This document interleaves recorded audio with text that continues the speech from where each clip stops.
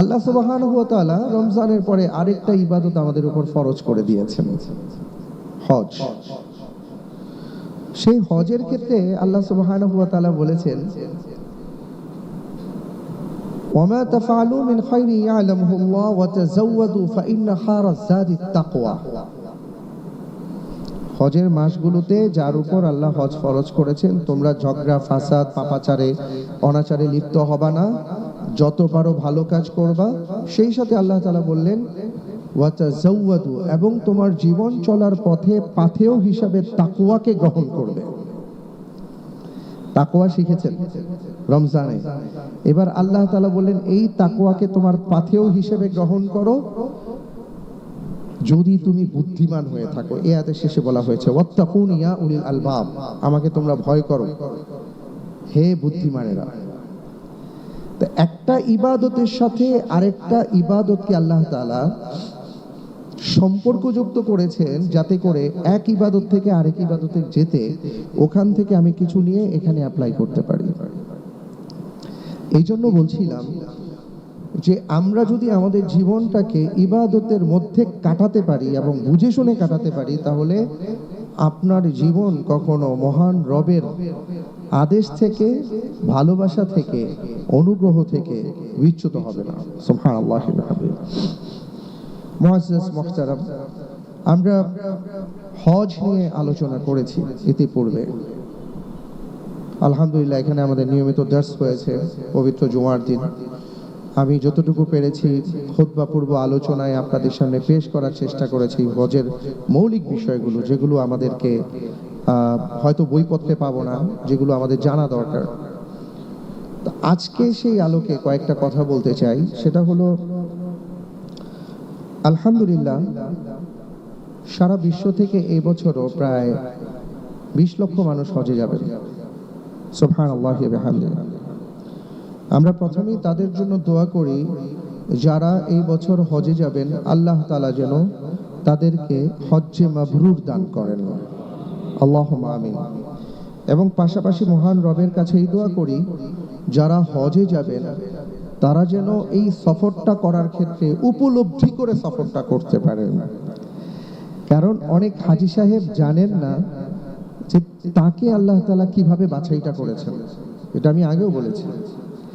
800 কোটি মানুষের মধ্য থেকে 20 লক্ষ মানুষ যদি হজ করেন, তাহলে আপনি গড়পড়তা হিসাব করলে যে প্রতি 4000 মানুষের মধ্য থেকে আল্লাহ তাআলা একজন মানুষকে বাছাই করেছেন।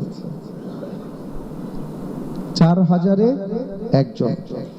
একটা চেয়ার, যেই চেয়ারটা সবার কাঙ্ক্ষিত, এবং সেখানে 4000 মানুষ অ্যাপ্লাই করেছেন, তাদের মধ্য থেকে আল্লাহ তাআলা একজনকে বাছাই করেছেন। তো যিনি বাছাইকৃত হয়েছেন, নিশ্চয়ই তিনি বুঝতে পারছেন যে 4000-এর মধ্যে তিনি একজন। তো এই উপলব্ধিটা যদি আমাদের হাজী সাহেবের মধ্যে আসে, তাহলে ইনশাআল্লাহ তাআলা ওনাদের হজটা সুন্দর হবে, আশা করি। আমি আজকে তাদের উদ্দেশ্যে কথা বলবো না। আমি আজকে এখানে যারা উপস্থিত আছেন, যারা হজে যেতে পারছেন না বা হজে যাচ্ছেন না, আপনারা দেশে থেকে বা মিনা, আরাফা, মুজদালিফার বাইরে থেকেই কিভাবে হাজী সাহেবদের মতন আল্লাহ রাব্বুল আলামিনের কাছ থেকে সমমর্যাদার সওয়াব হাসিল করতে পারেন, সেই বিষয়ে আজকে কয়েকটা কথা বলবো ইনশাআল্লাহ, যেটা আপনাদের কাজে আসবে। আজকে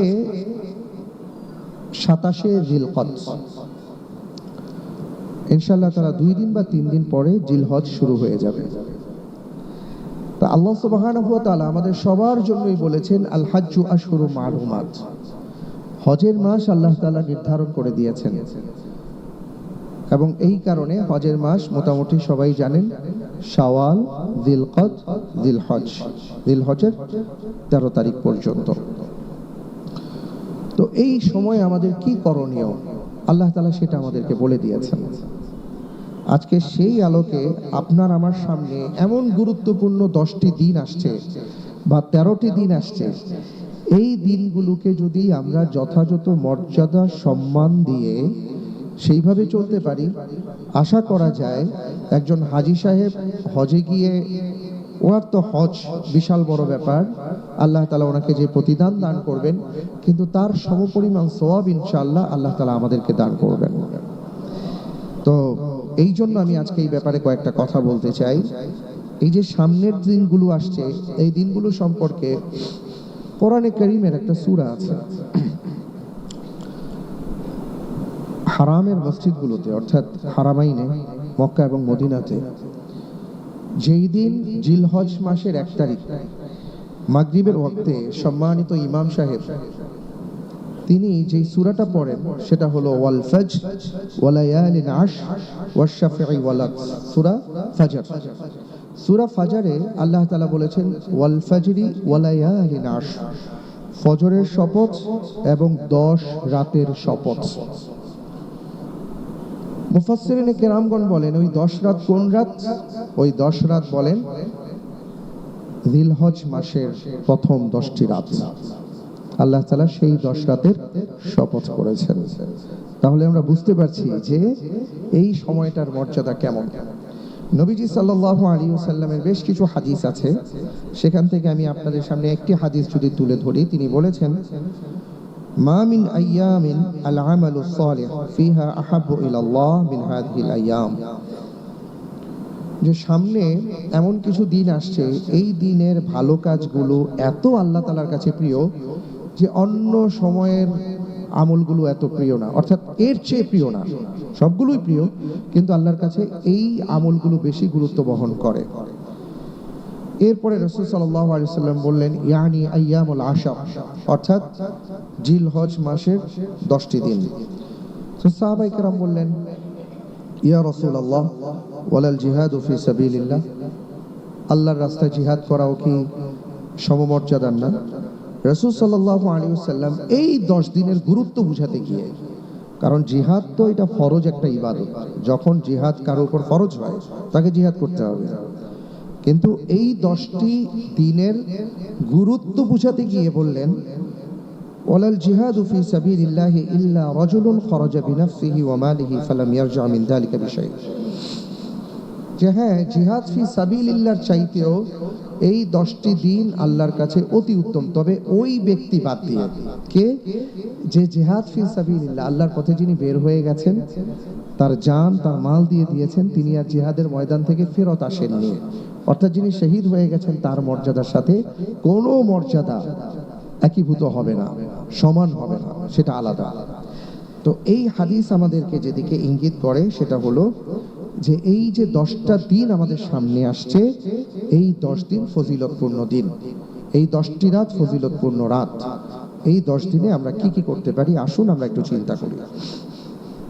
প্রথমত যেটা বলবো সেটা হলো আমাদের আলহামদুলিল্লাহ ফরজ ইবাদত আমরা নিয়মিত পালন করে আসছি। এই ফরজ ইবাদতগুলোকে আরো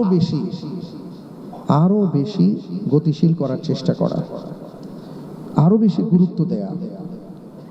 মসজিদের আজান হওয়ার সাথে সাথে মসজিদে চলে আসার চেষ্টা করা, জামাতের তাকবীরে উলার সাথে জামাত আদায় করার চেষ্টা করা, কাতারের শুরুতে এসে জামাত আদায় করার চেষ্টা করা, অর্থাৎ আপনার ভিতরে আগ্রহ থাকতে হবে, কারণ এই 10 দিন আল্লাহ তাআলার কাছে প্রিয়। ওই কথা চিন্তা করে পাশাপাশি আরো যেই কাজ আমরা করতে পারি সেটা হলো বেশি বেশি নফল সালাত আদায় করা। দেখেন, নফল সালাতের ব্যাপারে নবীজি সাল্লাল্লাহু আলাইহি সাল্লামের অনেকগুলো বর্ণনা আছে। যেমন কেউ যদি সুন্নতে রাত এবার যে সালাতগুলো আছে সারা দিনের, ফজর, যোহর, আসর, মাগরিব, এশা, আমরা যদি 12 রাকাত সুন্নতে রাতে বা সুন্নতে মুআক্কাদা যেটা বলি সেটা যদি নিয়মিত আদায় করি, তাহলে আল্লাহর নবী বলেছেন জান্নাতে আমাদেরকে একটা ঘর দান করা হবে। সুবহানাল্লাহ। শুধু তাই নয়, যারা ইশরাকের সালাত আদায় করেন, ইশরাকের ব্যাপারে, আওয়াবিনের ব্যাপারে, জাওয়ালের ব্যাপারে অনেকগুলো বর্ণনা আছে। এর মধ্যে যদি দুটো কথা বলি, একটা হলো নবীজি সাল্লাল্লাহু আলাইহি ওয়াসাল্লাম বলেছেন কেউ যদি সূর্য উদয়ের পরে ইশরাকের ওয়াক্ত থেকে নিয়ে জাওয়ালের মধ্যে 2 রাকাত 4 রাকাত সালাত আদায় করেন, তাহলে তিনি কি করলেন? একটা কবুল হজের সমপরিমাণ সওয়াব পাবেন। সুবহানাল্লাহ, বিশাল বড় ব্যাপার। আরেকটা বর্ণনায় আসছে আল্লাহর বান্দাকে আল্লাহ তাআলা তার দেহের মধ্যে যতগুলো হাড় দান করেছেন এগুলোর হক তিনি আদায় করলেন। এইভাবে এমন অনেকগুলো বর্ণনা আছে। আর সবচেয়ে বড় বিষয় হলো ফরজের পাশাপাশি নফলকে যদি আপনি গুরুত্ব দেন, ফরজের পাশাপাশি শুধু নফলের গুরুত্ব দিলে হবে না। তাহাজ্জুদের নামাজ পড়েছি সারা রাত ব্যাপী, ফজরের ফরজ নামাজ পড়ি নাই, এই তাহাজ্জুদের কোনো দাম নাই। কেমন? এটা খেয়াল রাখতে হবে। তো ফরজের পাশাপাশি যদি নফলকে আমরা গুরুত্ব দিতে পারি, তাহলে কিয়ামতের ময়দানে আল্লাহ রাব্বুল আলামিনের পক্ষ থেকে বলা হবে হাল মিন তাতাওয়ু, তার অতিরিক্ত কোনো কিছু আছে? অর্থাৎ সে তো 100-তে 100 পায় নাই, তার অন্তত 80 দরকার, সে 70 এসে থেকে গেছে, তার 10 নম্বর দরকার। এই 10 নম্বর কোত্থেকে সে সংগ্রহ করবে? আল্লাহ তাআলা বলবেন হাল মিন তাতাওয়ু, তার নফলের কোনো অতিরিক্ত ইবাদত আছে? যদি থেকে থাকে সেটা দাও, সেটা দিয়ে তার এটা পূরণ করা হবে, গ্যাপটা পূরণ করা হবে। সুবহানাল্লাহ। এই জন্য আমরা বেশি বেশি করে নফল ইবাদত করব, নফল সালাত আদায় করব। 2 নম্বর ব্যাপার বলবো যে আসলাফদের আমল ছিল, যারা হজের মৌসুমে হজে যেতেন না, তারা প্রথম 9 দিন টানা রোজা রাখতেন। জিলহজ মাসের 1 তারিখ থেকে নিয়ে ইয়াউমুল আরাফা 9 তারিখ পর্যন্ত তারা নফল সিয়াম পালন করতেন। যদি আমাদের পক্ষে সম্ভব হয় তাহলে আমরা অবশ্যই নফল সিয়াম পালন করব 1 থেকে 9। যদি সেটা সম্ভব নাও হয় তাহলে অন্তত পক্ষে যেদিন ইয়াউমুল আরাফা সেই দিন অবশ্যই আমরা নফল সিয়াম পালন করব। ইয়াউমুল আরাফা হলো দিনের কদর, লাইলাতুল কদর রাতের কদর হলো আমরা জানি রমজানের শেষ দশক অথবা রমজানের রাত। আর দিনের জন্য কদর বলতে পারেন সেটা হলো ইয়াউমুল আরাফা, আরাফার দিন, যেদিন একমাত্র আল্লাহ তাআলা প্রথম আকাশে নেমে আসেন এবং বান্দাদেরকে বলতে থাকেন তোমাদের কার কি দরকার আমার কাছে চাও। এবং হাদিসের মধ্যে আসছে, হাদিসে বলা হয়েছে যে আল্লাহর বান্দারা আল্লাহর কাছে দোয়া করবেন এবং আল্লাহ রাব্বুল আলামিন ফেরেশতাদেরকে ডাক দিয়ে বান্দাদের সম্পর্কে তিনি গর্ববোধ করেন।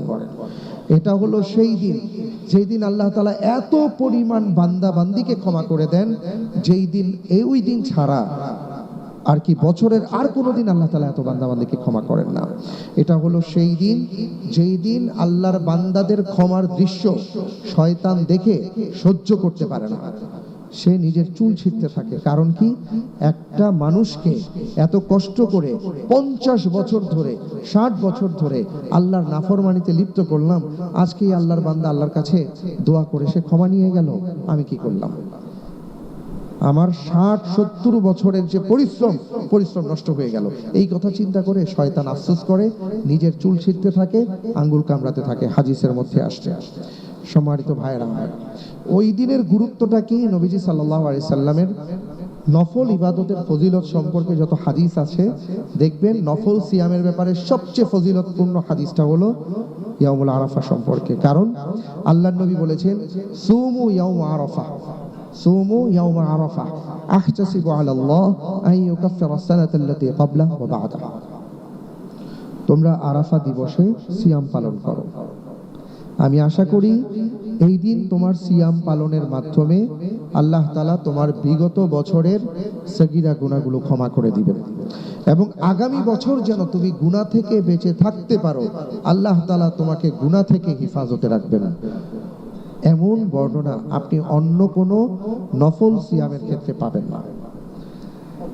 এই জন্য আমরা চেষ্টা করব টানা 9 দিন সিয়াম পালন করার জন্য। যদি সেটা সম্ভব নাও হয়, ইয়াউমুল আরাফাতে অবশ্যই আমরা সিয়াম পালন করব। 3 নম্বর বিষয় হলো, সম্মানিত ভাইরা আমার, জিলহজ মাস যখন শুরু হয়ে যায়, স্বাভাবিকভাবেই হাজী সাহেবরা ওখানে কেউ তাওয়াফ করেন, কেউ উমরা করেন এবং যখন 6, 7 তারিখ 8 তারিখ শুরু হয়ে যায় তখন তো হজের কার্যক্রম তারা শুরু করে দেন। তো দুটো শব্দ খুব বেশি উচ্চারিত হয়, একটা হলো তালবিয়া লাব্বাইক আল্লাহুম্মা লাব্বাইক, আর আরেকটা হলো তাশরিকের তাকবীর আল্লাহু আকবার লা ইলাহা ইল্লাল্লাহু আল্লাহু আকবার ওয়ালিল্লাহিল হামদ, আল্লাহর বরত্ব প্রকাশ করা। আপনি এটা সব জায়গায় পাবেন। আপনি যেদিন পৃথিবীতে আসছেন সেদিন আপনার কানে, ডান কানে যে প্রথম শব্দটা আসছে সেটা কি? আল্লাহু আকবার। বাম কানে ইকামতের প্রথম শব্দটা কি? আল্লাহু আকবার। রাসূল সাল্লাল্লাহু আলাইহি ওয়াসাল্লাম বলেছেন, তোমার সন্তান যখন কথা বলতে শিখবে প্রথম যে শব্দটা শিখাবে সেটা হলো আল্লাহু আকবার। আপনি যখন একটু বড় হয়েছেন, আপনার উপর নামাজ ফরজ হয়েছে, আপনি নামাজের মধ্যে কোন শব্দ দিয়ে নামাজ শুরু করেন? আল্লাহু আকবার। ঠিক এমনি করে আল্লাহ সুবহানাহু ওয়া তাআলা হজের মধ্যে যেই শব্দটাকে সবচেয়ে বেশি ইউজ করিয়েছেন সেটা হলো আল্লাহু আকবার। আমরা তাওয়াফ, যারা হাজী সাহেবরা তাওয়াফ করেন, সেখানে বলেন বিসমিল্লাহি আল্লাহু আকবার। প্রত্যেক তাওয়াফে আল্লাহু আকবার, তাওয়াফ শেষ তাও আল্লাহু আকবার। আপনি খেয়াল করে দেখেন, আপনি সাফা মারওয়া সাই করবেন, সেখানেও আল্লাহু আকবার। এইভাবে আল্লাহ বড়, আল্লাহ মহান, আল্লাহ বড়, আল্লাহর বড়ত্ব বারবার বারবার উচ্চারিত হয়। এবং আরেকটা গুরুত্বপূর্ণ তাকবীর হলো আল্লাহু আকবার, আল্লাহু আকবার, লা ইলাহা ইল্লাল্লাহু, আল্লাহু আকবার, আল্লাহু আকবার, ওয়ালিল্লাহিল হামদ। আমরা এটা সাধারণত জানি, রাসূল সাল্লাল্লাহু আলাইহি ওয়াসাল্লামের সুন্নাহ হলো 9 তারিখ ফজরের পর থেকে নিয়ে 13 তারিখ একেবারে মাগরিবের আগ পর্যন্ত, অর্থাৎ আসর পর্যন্ত, এই দিনগুলোতে আমরা তাকবীর দিব। কিন্তু আসলাফদের আমল ছিল, সাহাবায়ে কেরামদের আমল ছিল, ওনারা 1 তারিখ থেকেই তাকবীর দেওয়া শুরু করতেন। সুবহানাল্লাহ। অর্থাৎ ওনারা বুঝাতেন আইয়ামুত তাশরিক আসছে সামনে, হজের মৌসুম শুরু হয়ে গেছে, আল্লাহর বরত্ব প্রকাশ করো। তো এই আমলটা আমরা বেশি বেশি করব। যত বেশি আপনি আল্লাহর বরত্ব প্রকাশ করবেন, আল্লাহকে বড় বলবেন, আল্লাহ সুবহানাহু ওয়া তাআলা আপনাকেও বড় করবেন। সুবহানাল্লাহি ওয়া বিহামদি। আমরা চেষ্টা করব এবং সেই সাথে কোরআনে কারীমের তিলাওয়াত করব। রমজানে কোরআন ধরেছেন, আবার কোরআনের কথা আমরা ভুলে গেছি। আমার মনে হয় রমজানে যারা 3 খতম 5 খতম কোরআন পড়েছেন, এখন যদি জিজ্ঞেস করি যে রমজান তো শেষ, 2 মাস হয়ে গেল, আপনি কতটুকু পড়ছেন? আপনি বলবেন হুজুর কি বলেন, সর্বনাশ, রমজানের পরে কোরআন ধরতেই তো ভুলে গেছি। এমন অনেক ভাইদেরকে পাওয়া যাবে। এটা উচিত নয়। বেঁচে থাকার জন্য যেমন অক্সিজেন দরকার, ঈমানের অক্সিজেন কোরআন। সুতরাং ঈমানকে বাঁচাতে হলে কোরআন পড়তে হবে। এই জন্য কোরআনে কারীমের তিলাওয়াত আমরা বাড়িয়ে দিই, খুব বেশি বেশি আল্লাহর বরত্ব প্রকাশ করি, আমরা তাসবিহ তাহলিল পাঠ করি। এরপরে যেটা বলবো, বেশি বেশি করে তওবা করা। কারণ হাজী সাহেবদের কারণে, হাজী সাহেবদের সম্মানে আল্লাহ সুবহানাহু ওয়া তাআলা এই মাসের প্রথম 10 দিন এমনভাবে তিনি রহমতের দুয়ারকে উন্মোচন করে দেন। আরেকটা হাদিসের মধ্যে আসছে, আল্লাহর বান্দারা এই 10 দিন যখন আল্লাহর কাছে দোয়া করে, আল্লাহ তাআলা তাদের দোয়া কবুল করেন। আল্লাহ রব্বুল আলামিনের কাছে যখন ক্ষমা প্রার্থনা করে, আল্লাহ তাআলা তাদেরকে ক্ষমা করে দেন। এই জন্য খুব বেশি করে আমরা ইস্তেগফার, তওবা, আমরা এগুলো পাঠ করব ইনশাআল্লাহ তাআলা। সম্মানিত ভাইয়েরা আমার, এরপরে আমি যে কথাটা বলতে চাই সেটা হলো খুবই গুরুত্বপূর্ণ বিষয়।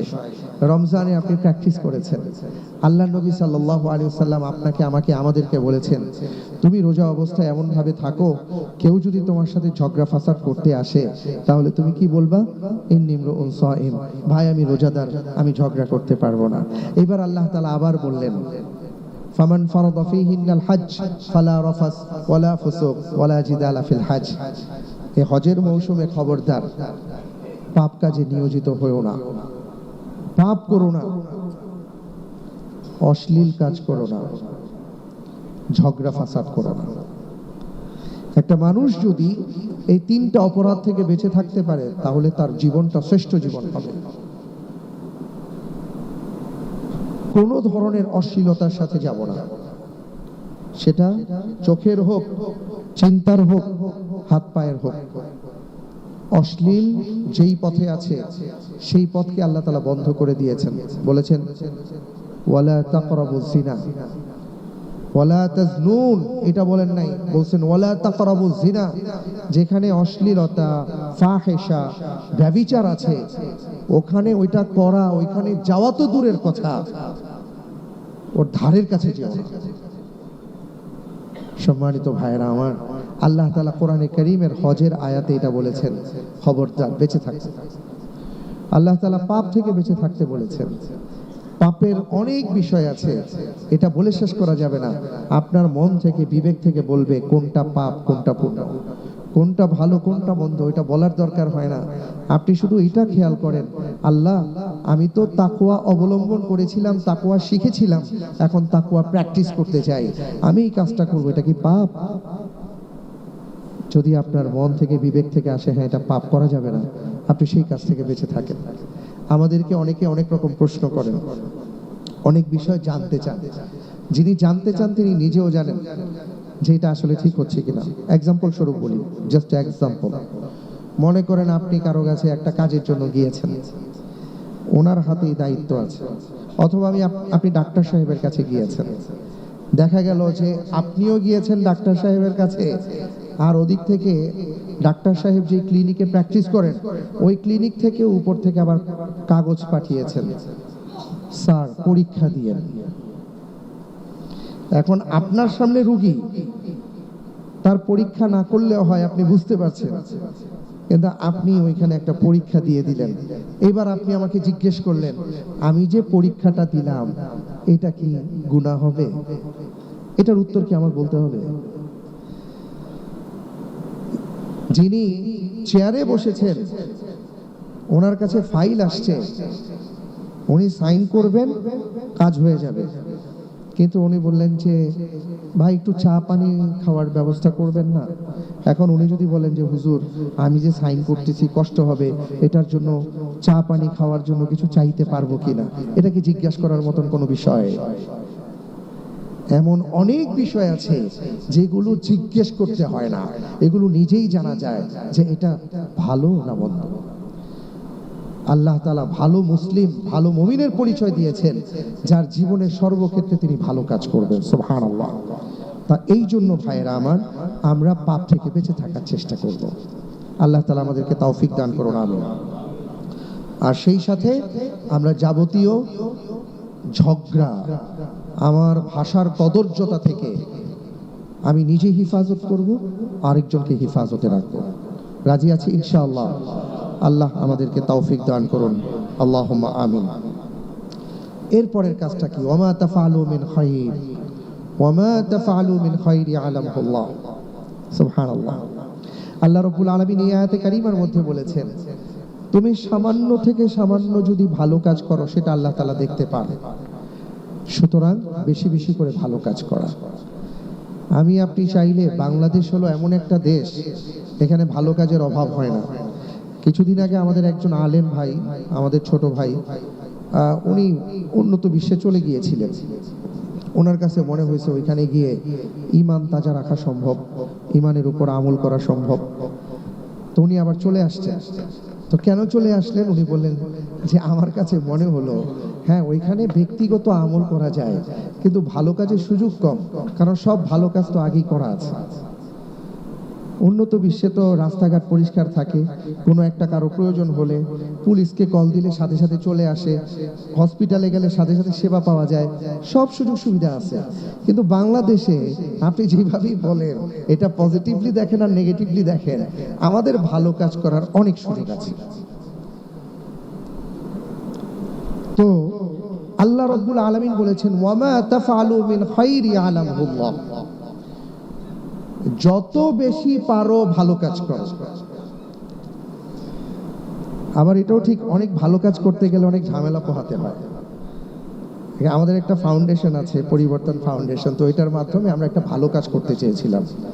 আমরা দেখেছি অনেক সরকারি হসপিটালগুলোতে যখন রোগী আসে, রোগী আসার পরে তাকে হয়তো হুইল চেয়ারে উঠাইতে হয় অথবা স্ট্রেতে উঠাইতে হয়, এমন রোগী তো অনেক আছে। তো এটা আবার এক শ্রেণীর লোকদের হাতে থাকে এবং তাদের আচার আচরণ দেখলে মনে হয় যে উনি এই হসপিটালের অনেক বড় প্রফেসর আর কি। এমন ভাবে কথাবার্তা সে বলবে এবং রোগীর সাথে এমন তার আচরণ।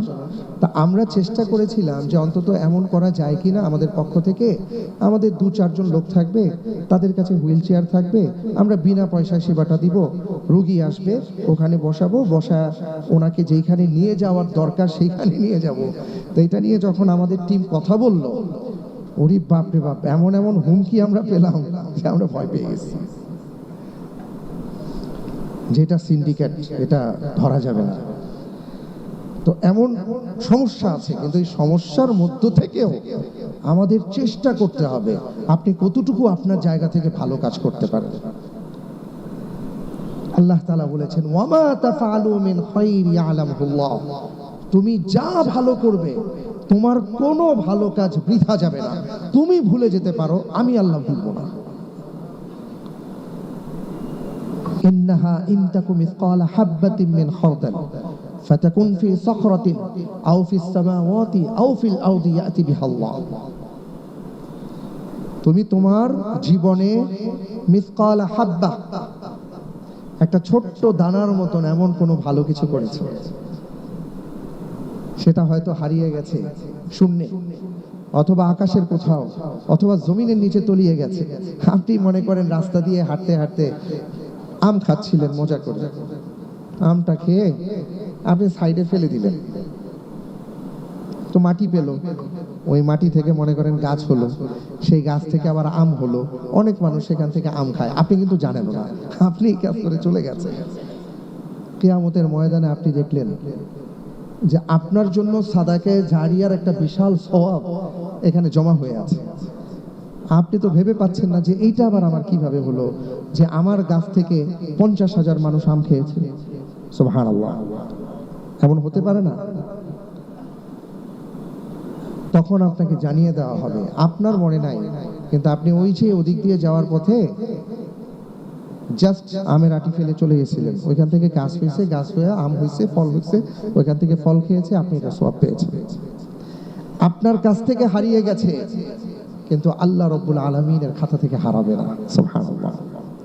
তো এই জন্য এখানে বলা হয়েছে আমরা খুব বেশি বেশি করে ভালো কাজ করব। আল্লাহ তাআলা যেন আমাদেরকে তৌফিক দান করুন, আল্লাহুম্মা আমিন।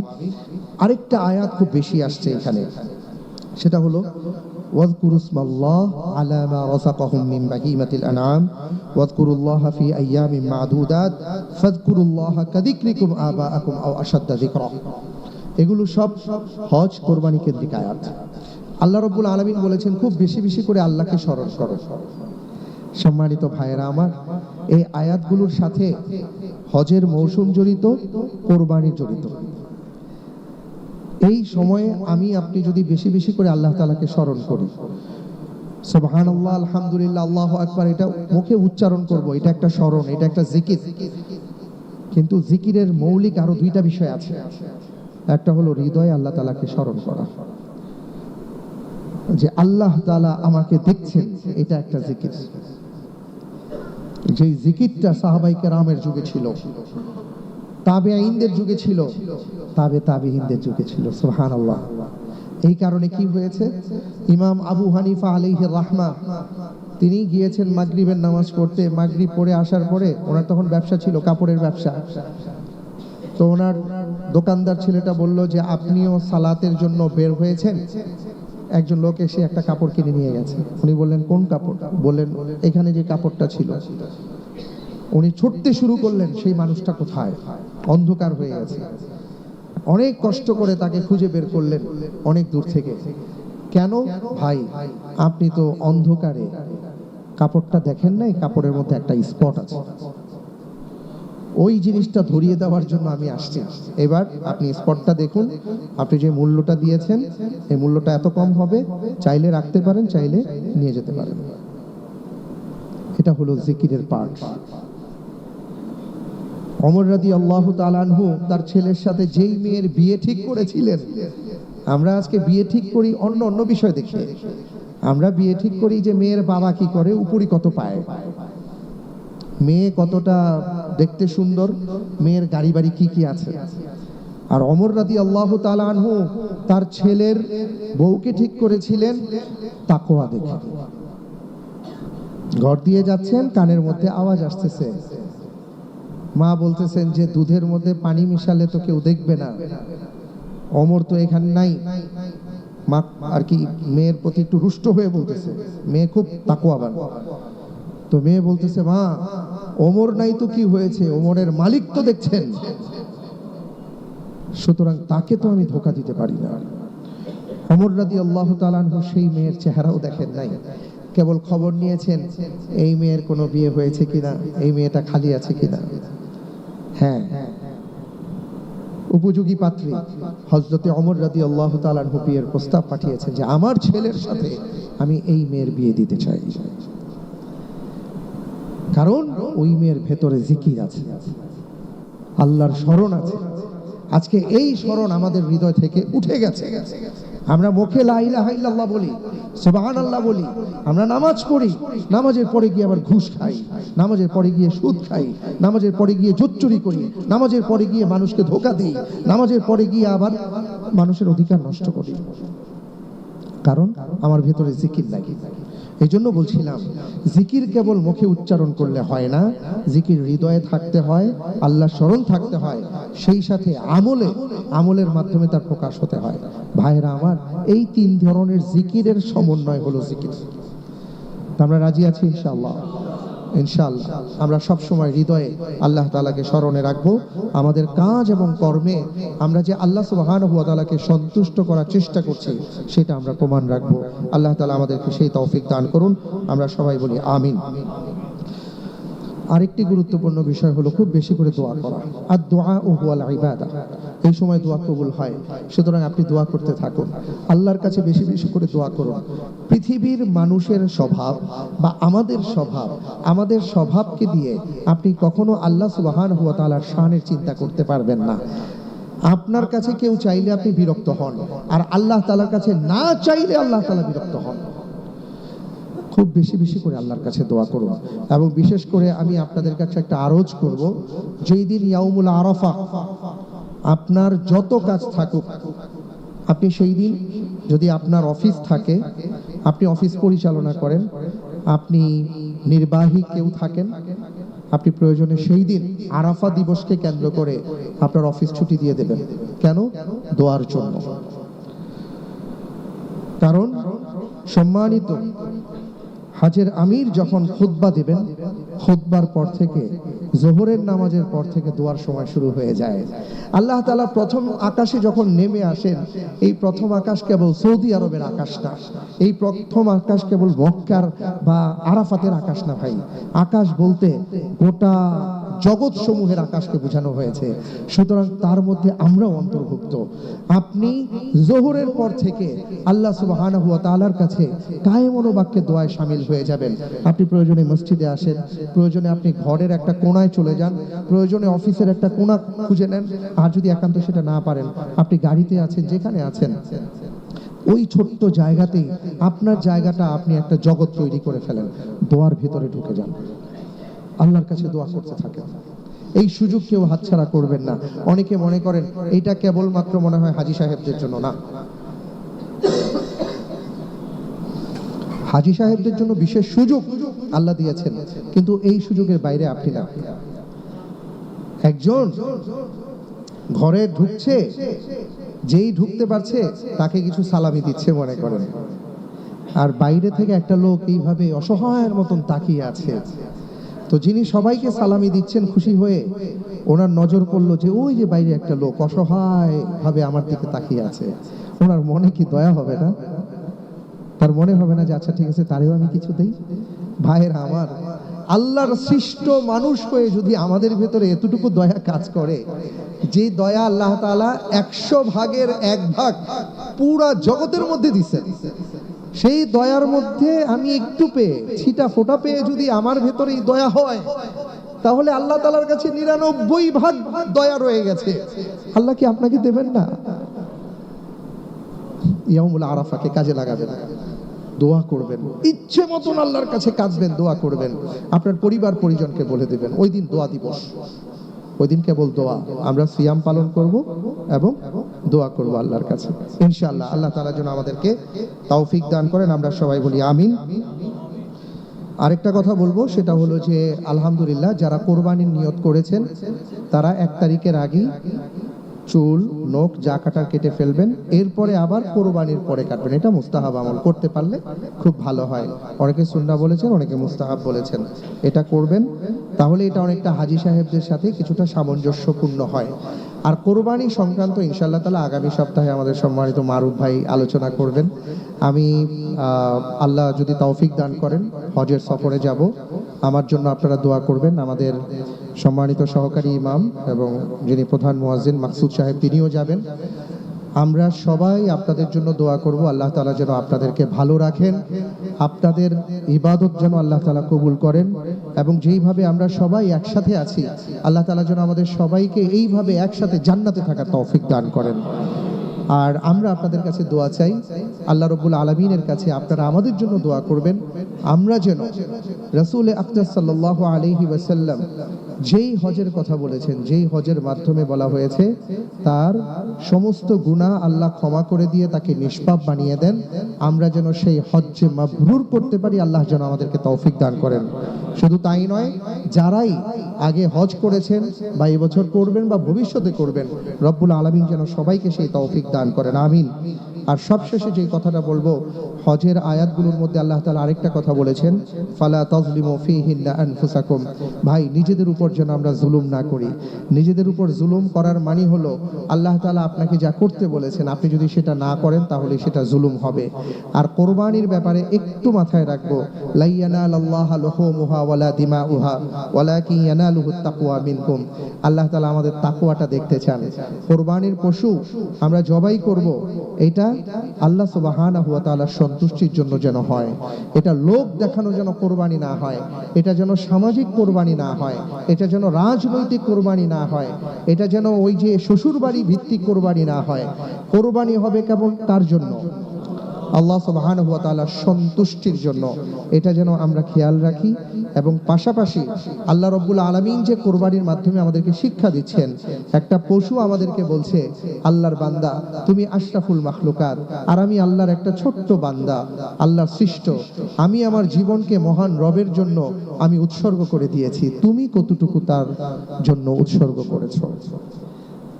কোরবানিতে একটা বিশাল কোয়েশ্চেন থাকে আমাদের প্রতি, এই উত্তরটা যেন আমরা রেডি করি। আল্লাহ রাব্বুল আলামিন আমাদের সবাইকে সেই তৌফিক দান করেন, আল্লাহুম্মা আমিন।